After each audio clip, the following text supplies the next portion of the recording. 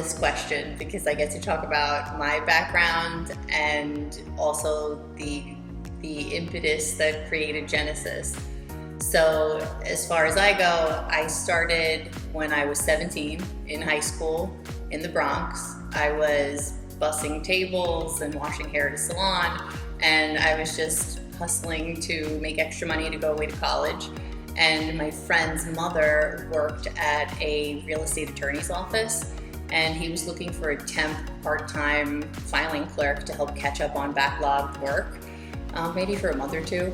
And I started working there, and several months later, I had exhausted every project he had, and I also learned that he owned a portfolio of about 40 multifamily properties, and they had an in-house property management operation in the basement.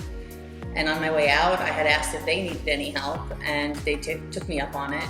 And I started working for them, and it was so much more exciting. I loved it from day one. I got to learn the nitty-gritty ins and outs of owning and operating multifamily affordable housing at a very young age. I unofficially learned Spanish. I learned a lot of skills in conflict resolution, and I also was taken under the wing of my now partners, who allowed me the opportunity to shadow them and to just sponge everything I know today from the start. And when I went away to college, the pre-2020 remote work was mailing work to my college, and I would mail it back and get paid. So I stayed working there while I went away to school for school psychology, which clearly I didn't go into. And an opportunity arose when I was about to graduate, and the partners of the firm were starting a development arm, where at the time in commercial real estate, it was before the last recession, and it was cheaper to buy land and build multifamily housing from the ground up in New York City than it was to acquire a pre-existing property. So they were planning to embark on this mission and build a new office and start a company that later became Genesis. And I was faced with a tough decision to pursue school psychology, which is where I was headed, or to take them up on this offer, and not knowing where it was going to go without any experience. And I never looked back. 23 years later, it's the best decision I ever made. However, on to the Genesis question. Little did we know that we were about to enter a recession where we had newly acquired land, a new office, new staff, and no one was giving construction loans. So we were faced with a challenge that I even questioned my decision on embarking on this career. And during a recession, it's not just the private industry that's going through a hard time, it's also the public industry. So New York City at the time was ramping up code enforcement, violations, fines. A lot of the mom and pop operations didn't have the back office staff to shoulder that new burden. So through word of mouth, within a year and a half, we started acquiring new clients and more properties in our portfolio, doing what we already do for the portfolio that we managed in-house.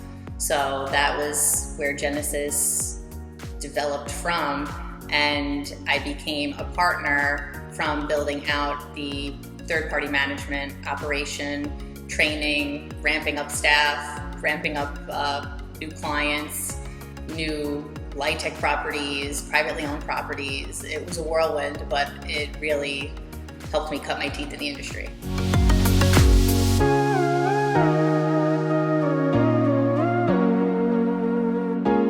I think the jury's still out on how I balance things. I wouldn't necessarily say that I balance it. It's more like juggling while walking a tightrope.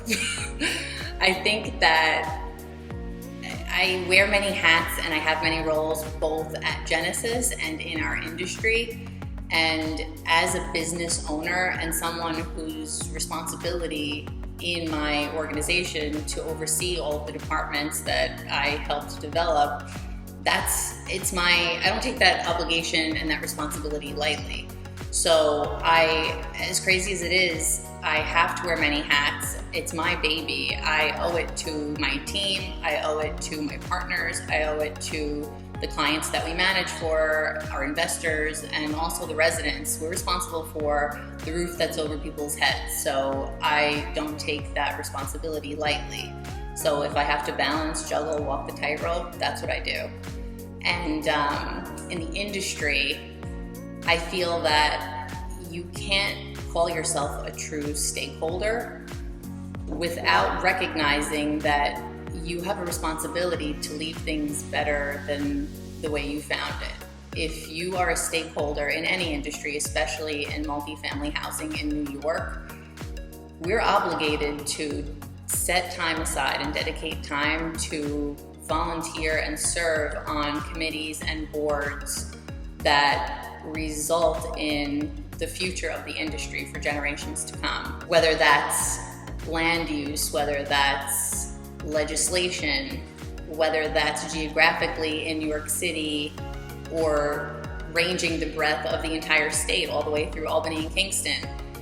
We at Genesis have portfolios in all of these regions, and we do everything soup to nuts. I like to say we do everything from a leak under the kitchen sink to multi-million-dollar refinancing to code compliance to everything in between. So leveraging our voice to have a seat at the table on these boards and committees, that's our responsibility. And I guess that is my greatest achievement, and one of Genesis's greatest achievements is being able to have that special, unique 360-degree lens.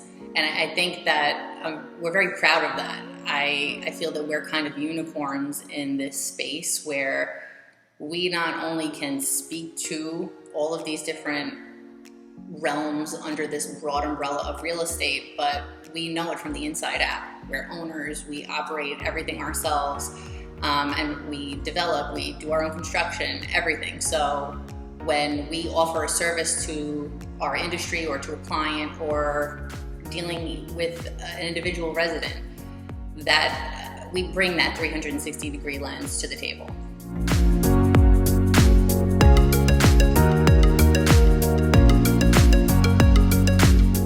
Unlocking the solution to the affordable housing crisis would require lawmakers and society to stop the game of bifurcating the real estate industry in a way where development of new housing is championed and incentivized, but the preservation of the quality of pre-existing housing is demonized simply because the older housing stock has a quote-unquote landlord. The property owners in the naturally occurring affordable housing market across this state and in many other places in the country, they want to preserve quality. They want to preserve affordability.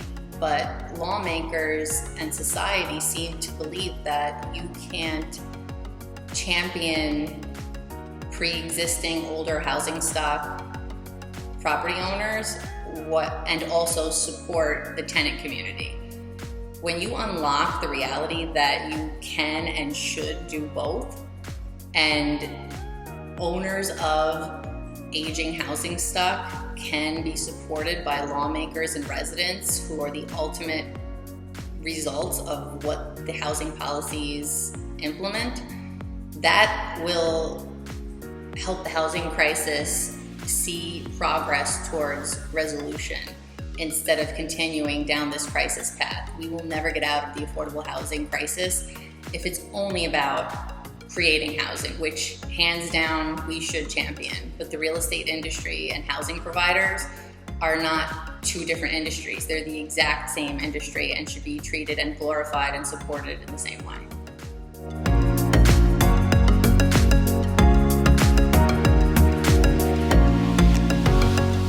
This is a funny story, again, that we know from the inside out through our experience that I'm happy to speak to, because we purchased land, back to my original story, we had purchased land many years ago with the intention to develop multifamily housing, both market rate, affordable, and we sat at the table across the Hudson Valley in some areas of the city, and we were basically chased out with pitchforks because the concept of building rental housing in suburban areas was something that lawmakers and the community just didn't want in their backyard.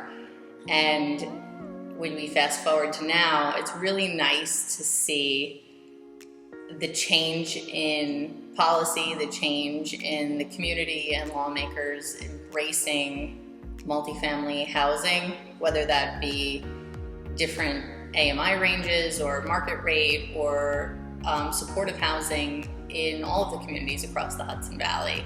We have an example where it's not just supported, it's encouraged.